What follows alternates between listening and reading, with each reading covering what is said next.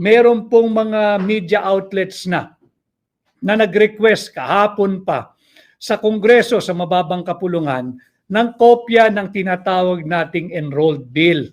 Dapat po yan, kung walang anomalous dyan sa enrolled bill, walang problemang magbigay agad. Subalit, wala pong nakakapagbigay mula dyan sa mababang kapulungan sa ating mga kapatid sa malayang pagpapahayag sa mga media ng kopya ng enrolled bill. Ayaw po nilang magbigay. Yung isa po dyan ay yung pahayagang saksi ngayon, yung tabloid na saksi ngayon.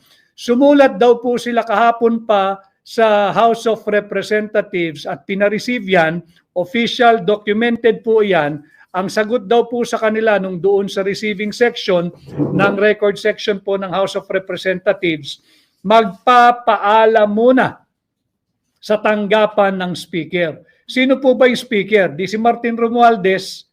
Public document yan eh. Bakit kinakailangan magpaalam at humingi ng clearance kay Martin Romualdez?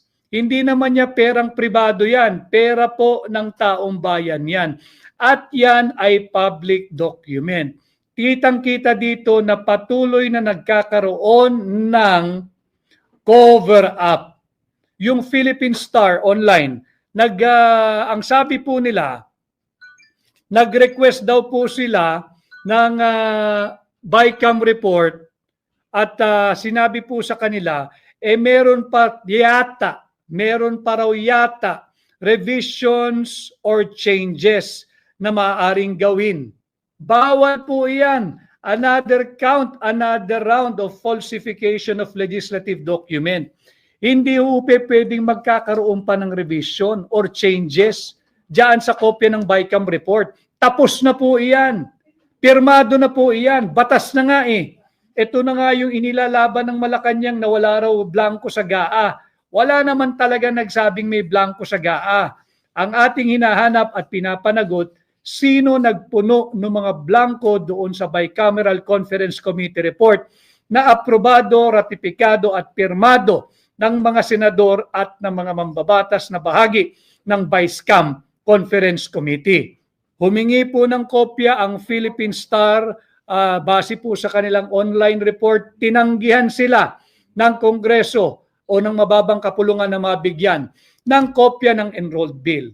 Humingi rin po ang saksi ngayon na pahayagan ng kopya sa Kongreso. Sumulat sila, official, may tatak na na-receive.